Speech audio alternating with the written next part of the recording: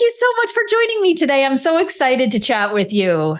Hi, Christine. It's great to see you. It's great to be here. I'm excited to chat as well. Thank you. So let's get right into it. The first and only time I've seen you in person, you were on the big stage at Women Up, and you were in a wheelchair, actually.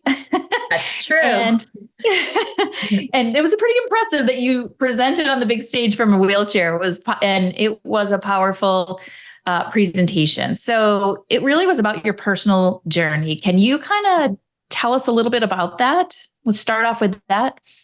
Yeah, for sure. So, first I'll start. A lot of us, most of us, we all have a story, right? So for me, I come from, a lot of people might think I come from entrepreneurial life and success, but that wasn't actually the case. So I left home quite young. There was some domestic abuse at home. It was a difficult childhood, although great childhood. I loved it, but looking back, which led me, to leave home in high school, go to university on my own. And I kind of thought I had escaped, it's like I've gotten rid of this gravitational pull, so to speak, that I find trauma can have or pain can have, particularly on people who have gone through any of that, like toxic cycles. And I thought, oh, I've made it out, got to university, and October 4th, my first year, I got the phone call that my dad had passed away. So I kind of got pulled all the way back, ended up to get back to university, had a son, and fast forward a couple of years, I got married and we got into investment property. So I learned about the world of real estate. And so for me, getting to where I am today, it's like this kind of unusual, very unusual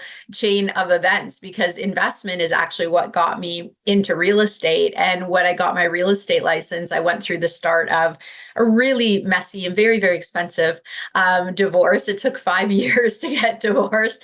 And I don't know, in the US and Canada, this is not that uncommon if you get into, conflict. So here I was, brand new real estate license, 2 kids at that point, under like 3.5, 4. And I was like, what the heck am I going to do? And I think now I know a lot of professional women, as they look to rise and do things, sometimes it can put some extra tension at home. And if we don't have the right relationships, it can make things really hard. So my getting into real estate put a lot of pressure there. And I kind of thought, do I go turn right and do something as, a mother that is within my children's hours and more predictable income? Or do I veer left and get into real estate and hit it with all I've got, because I have no income all of a sudden? Like, everything's frozen. All of our accounts were frozen. And unfortunately, it was just a horrible situation. So I went left, obviously, and ended up to sell 44 homes my first year in real estate, literally with my kids in tow, which made me, ironically, top 1% producer in the world's largest real estate board, which is Toronto Regional Real Estate Board. But honestly, I was just scared. And I was running with everything I had. And a few short years later, I started to get into coaching, and I ran the first team-specific coaching company in real estate in Canada. And that was 15 years ago. So now I've sold my shares in that company. I've had this one. It'll be our 10-year anniversary in 2025, which will be exciting. And, we coach a lot of top 1% leaders, brands, things like that. So that's the Coles notes. There's a lot more mixed in there, some extra adventures and mountain climbs and, documentary and books, but it all came from the journey. Well, so let's talk about that, because you're called the Relentless One, right? Your book is Relentless to Rise, or no, wait, your book is Relentless to Rise, and the documentary is The Relentless One. I've seen the trailer. Mm-hmm. It looks super exciting, especially having heard, more detail about your story. So we'll put everything in the show notes, but tell us, where can we buy the book, and when can we see the documentary? You can buy the book at kathleenblack.com or kathleenblackcoaching.com. You can go to either one. That book is out. My first book is in bookstores anywhere, but the second one, we decided not to go with publishers, with the ending up to have it connected with the documentary. It was a new voyage for us. The documentary has toured all over the US, all over Europe. We have 20 awards, 3 Telly Awards. I have the big trophies. It's kind of crazy.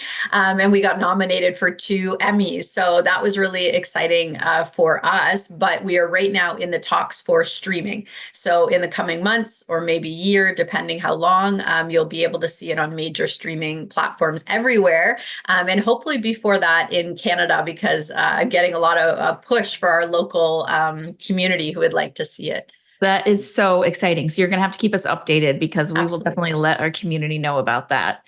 Okay. So as the Relentless One, well, actually, let me take a step back.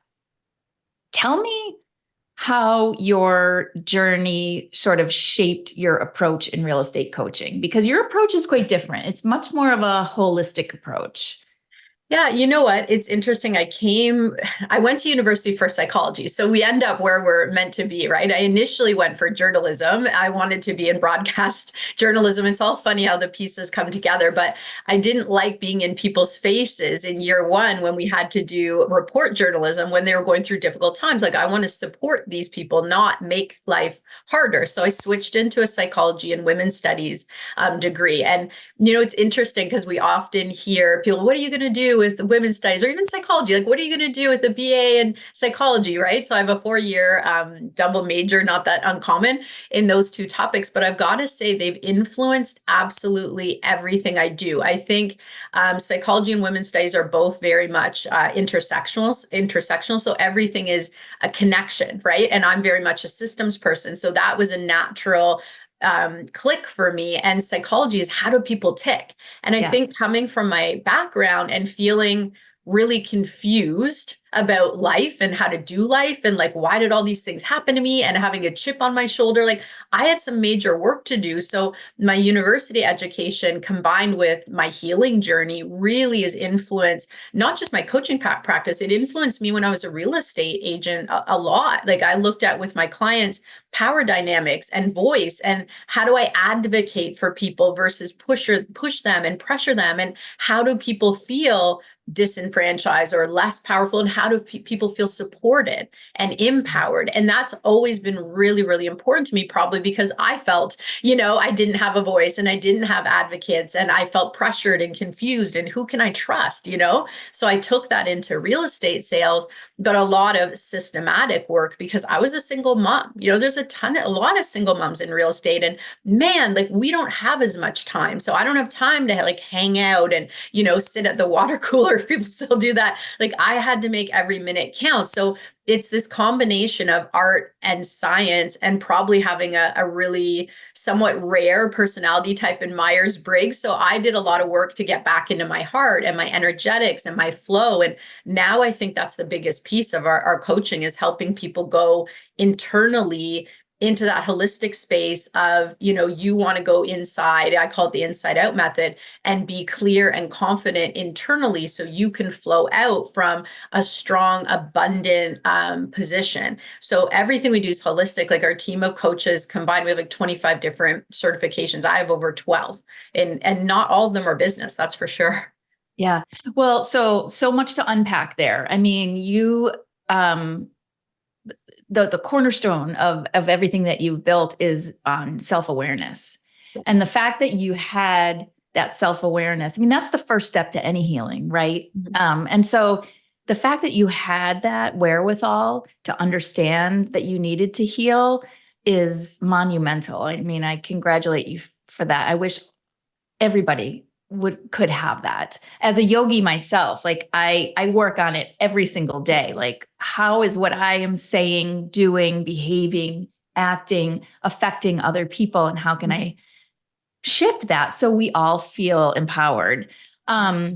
So before I keep putting this question aside, because now I'm like thinking about, you said the inside out method, and I think what's really scary and hard for people is that inside out method, right? Like, because when people are unhappy or they're frustrated, they look outward to find the answer. And the answer is never outward. It always starts from within. And that can be super, super scary for people. So how do you get people over that hump who maybe don't want to go there?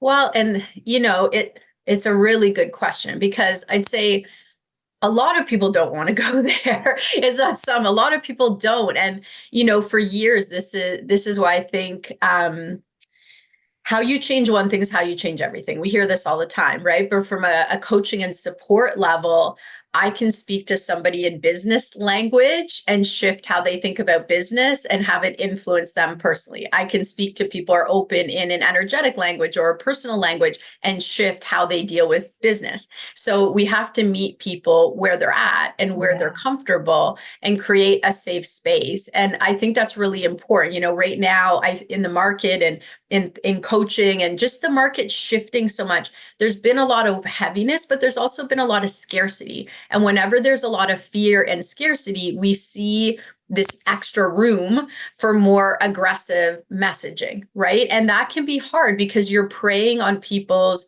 drivers to have safety, to be providers, to have a, you know, safety in their home, their finances, with their family. And that's a deep like internal trigger for people. And I'm seeing it so much. So for us, how do we integrate it? One, by creating the opposite. You know, I want to create that safe space. I want to create the space where people can move emotionally, visualizing their energy into a place of abundance and comfort and safety so that they can do that inside work. So we start with some really deep visualization processes to kind of get them in that space. And some people resist it in a huge way, particularly like the type A's, really left brain, which I'm recovering every day, type A.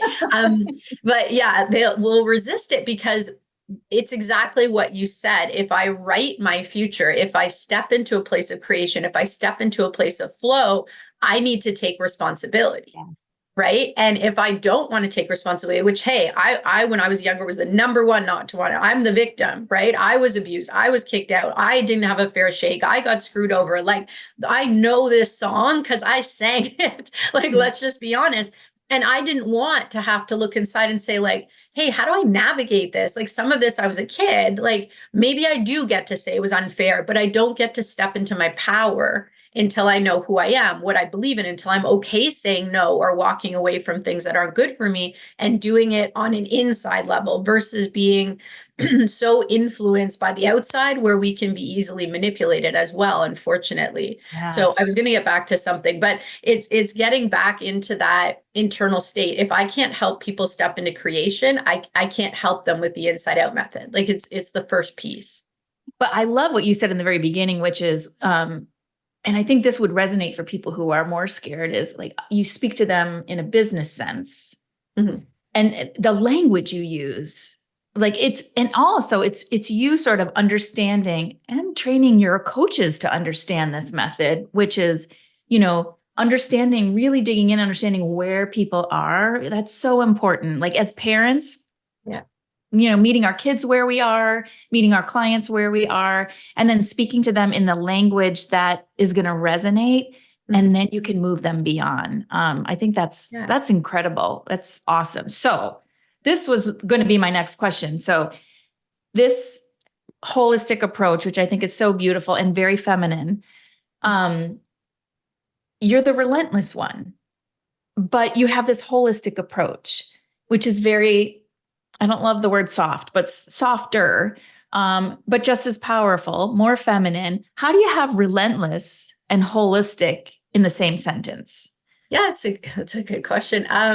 So I think, you know, again, like we're so influenced by this hyper independence model, right? Like, and you know, you're in the US, like the entrepreneur and the American dream, and we can do it all on our own, and we can, you know, create this, and it's us against the world. Mm-hmm. And what this creates and breeds is this mentality of competition that, you know, for me to excel, I need to compete over you. And and it's that values level 2, which is dog eats dog world. And that's a values level internally for how we think, right, as leaders. So it's like either I get the pie or you get the pie. Well, if my family's going to eat or your family's going to eat, you again are triggering deep fear in me, and I'm going to do anything I need to do to dominate and overcome. And I might get there and feel empty and horrible, but I'm still going to do it because I'm not in that awareness, right?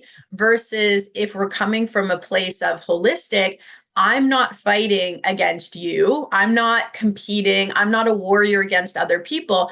I'm a warrior in myself. I'm relentless in my commitment to ground down, have deep, deep roots so I can reach up high, high, high, because I have to plant new seeds and create new realities. I don't want to play on some of the existing fields, right? I always say I don't want to help people create museums, right? We want to create new grand like places that are cultivating creativity and all that great stuff. But I think that's the difference. I'm relentless in my commitment to be in alignment with myself and to manage and lead myself. And it sounds weird where people like, you talk a lot about yourself. I'm like, that's because I help other people lead themselves, and that's how they lead others. But I don't do it from a aggressive competitive. I think it's really important for us as people in the industry, in a real estate sales industry, to understand that everything's interconnected. You know, if I'm super aggressive with that lead and I'm face to face and I'm pushing, and I know that they might be making decisions not great for them,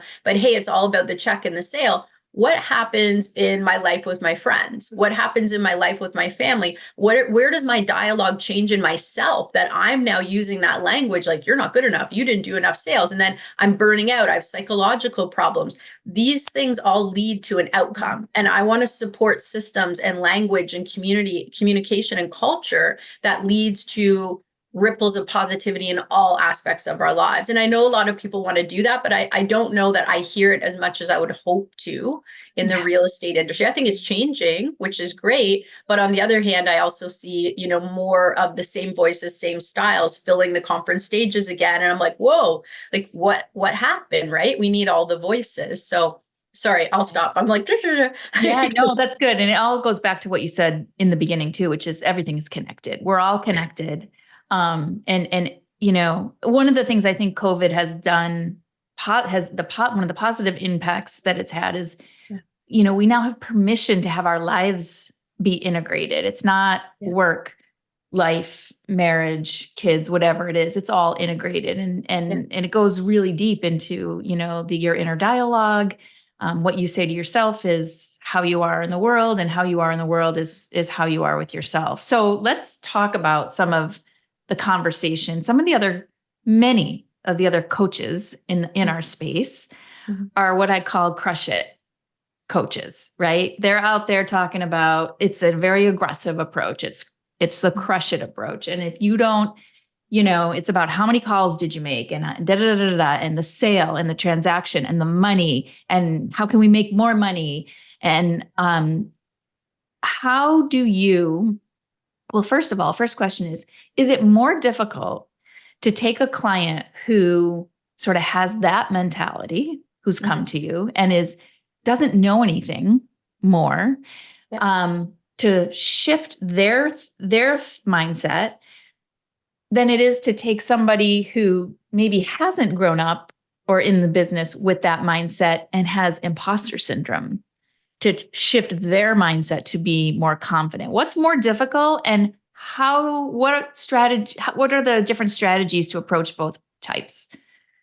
Yeah, that I think in either party, you know, if you bring somebody's from that culture, and I mean, hey, like we have great like broker managers who some, you know, mean really well, but that's like, we're training what we were trained on sometimes, you know what I mean? Oops, that is my cat, guys. Hold on a sec. Let me pull out the cat who's about to flip my laptop. You get to say hi and leave. There you go. I was like, something bad is about to happen. If somebody has imposter syndrome, I find somebody new into the industry with imposter syndrome, if they're coachable and they're open, you know, they're willing to kind of learn and think different things, then I would say that would be easier, because it's always easier when you're creating an ecosystem. When people first come into it, the way they see that ecosystem, their habits, expectations, those dig deep, they stick, you know, but you try to change it all 5 years later. And sometimes you lose good people because they just weren't brought in that way, and the change is too much, you know. Whereas people come in from the hustle culture, I think it's end of the day, they have they have a very different situation, right? I always say on one side of things, it's like the aggressive, again, get the sale, push, push, push, push, ramp your energy up and like overcome the other, right? So one is kind of a domination style, whereas on the, let's just say, I'm not saying politics, I probably did opposite, but I just want to clarify I'm not. So on the other side of the polarization, right, you have the consultant. So the consultant's trying to ask questions, they're trying to lead, they're trying to educate, but there's no one to say that consultants aren't strong or fierce or relentless. They are. They're just coming from a different psychological approach of what is going to be most comfortable for the buyer, the seller, the clientele in any way. The person in the middle is actually the most dangerous, because the person in the middle doesn't know quite what to say. They're in their head. They're like, oh, did I wear the wrong shirt? Is she staring at me the wrong way? Did I say the wrong thing? Shoot, should I discount my commission? And they're so in their head that their power is so low because the higher energy wins. So the consultant knows their approach. They know what they want to do. They know that they want to guide and then trust their client to make a sound decision. And the salesperson certainly knows what they want to do. So both of their energy is really high to influence people. The imposter syndrome, we're more influenced by the outside. So that inside out is flipped. So we're constantly working with that to shift people into a place of certainty, because when things are clear, we will take action. When things are not clear and we're not sure the outcome, we won't change behaviors. So both are, different. I've seen people come from the hustle side and definitely come in and be like, wow, like I never knew I could just, ask questions and have this consultant approach, and I'm converting more than ever. And this is something I want to say. Sometimes the louder, this certain energy, we're so used to it being what wisdom looks like or what expertise or results looks like. When you look at the data and conversion, when I cross-check them, the people who have the consultant's approach, who are doing the communication style in favor of the buyer and seller, are out selling, out converting the people with the aggressive, sales approach. So at least on a conversion basis, like I'm not saying if they're working harder, longer hours, of course, like that's going to come into play, but it's just an interesting fact that sometimes what we think is working isn't, there's sometimes different quieter models that do really, really, really well. And they're in the back of the rooms kind of just taking notes, Yeah, it's fascinating. I think it's a huge opportunity. I think, like you said, the industry is changing, but we're not there yet. And excuse me. And I think that's what's so exciting is when we have people like you in the, in the game, so to speak, like we can bring that message forward and continue to level up in that way. Because I think the younger generation, especially, they don't want to be sold to, they don't want to be pushed, and they're teaching us that we need to change, or, that hustle culture. So that's super cool. Okay. So let's talk about your strategies in coaching. What are some of the specific things that you use to help people or to coach people? Is it like in their language and how they ask questions? What certain type of questions? Is it affirmations? What are some of the strategies you use with your clients? Oh my goodness. We do so many things because it's 15 years of helping either solopreneurs or top producers go into massive teams and scaling their teams. So we have all the systems and tools. Like we have the presentations, we have the recruitment systems, the onboarding, we have all the things for solopreneur or team, but our coaching is bespoke to the client, which is different. So you're not just watching videos on your own. Like we do a strategy call with you. We want to know first and foremost, who are you, right? What makes you tick? We do a personality profile. We look at what are your genius areas? What makes you happy, right? What are you really good at?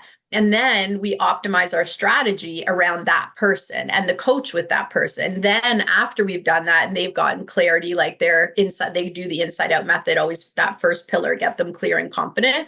The next is when we look at, okay, what systems do you need? What efficiencies? Is there training needed here? Are there little tweaks we can do that literally will double your business? Like sometimes a little thing to me, but like just a buyer consultation, we put into somebody's business, we train them on it, all the steps. And we're like, here's the minimum baseline that someone who's, trained with this is 80% face-to-face, right? If you're meeting. So that just one system can double people's business, and then they teach it as they scale. And then the third pillar for us is then optimizing. So it's like, let's build it around you. Let's get you the tools and systems that you need once you're feeling strong. And then let's optimize it, tweak it, make it better, and then do it all again with your next set of goals. So the list of tools is a lot because we have, again, energy mapping, we do performance mapping, we do personality profiling, we do values levels, NLP, and then we do all the systems. So sometimes people don't realize, the big teams will have us come on and train all their new recruits and saying, we're spending all this money on marketing. We need to know they're going to win, we're going to win. And we're like, okay, but we do all of that for years and years and years. So there's some specializations. That's awesome. I mean, that's really important, especially in a business where everything's trying, there's a template for everything. Yeah. And it's just, with 1.5 million realtors out there and 106,000 or however many they are brokerages, independent brokerages out there, they want to stand out. They want to be able to stand out and be able to put forth what makes them unique. We apply the same sort of methodology when we do a new brand. We get really deep with the client to understand what makes them tick, what makes them different. Like, how do they communicate? What are their passions around, all of that stuff. So I totally dig it. Like, it's just my jam. I just love that stuff because it's the only way you're going to stand out and be your best and be happy doing it.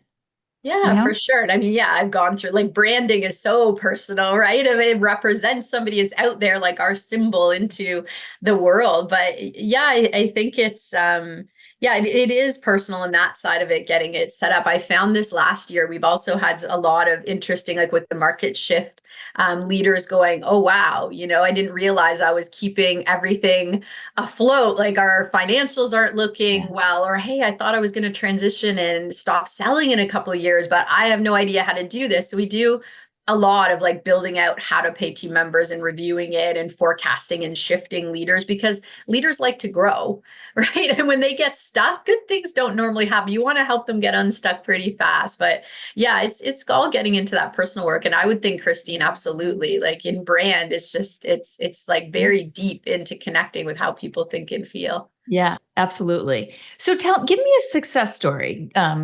Share, a client story that, went through your whole process. Sure. Maybe they're no longer working with you. Maybe, it was a project, whatever. Give me a success story. Yeah, you know what? I always think about this, and there's so many, and I hate playing favorites. I think some recent, like, we work with Rachel Horvitz, and she's amazing, like an amazing team leader, but she came in kind of with herself, starting to have an admin. And the first year working with us, we helped her kind of train the admin, optimize, get set up to recruit. She had a 50% growth. Year 2, another 50% growth. Now she's recruited an agent. And these are just normal for us, but I love, because it's big. And I work with so many amazing male leaders, so people don't hear it this way, but I have a special spot in my heart for women entrepreneurs because of my journey and because I see the hurdles and I really want to support them. So, and I find we hold back more, whereas my male clients will lean in more, we hold back. So I'm always like an extra little, like, I'm behind you, let's keep walking, right? Melissa Flynn, similar, came to us, and she had moved markets. So anybody here, like even me thinking about that, I was like, oh my gosh, she moved markets. So she came starting in a whole new area, hit her goal the first year. Second year, we helped her get admin set up. She did a 400% increase. And then even this last year, 25% increase in the difficult market. Now this is several years. So there's so many of them. We had one resale client doing 25 deals a year resale, more in new construction. 4 years later, we had them at 550. So these are like my favorites because they're fun. Yeah. And it's the real reward, I would imagine.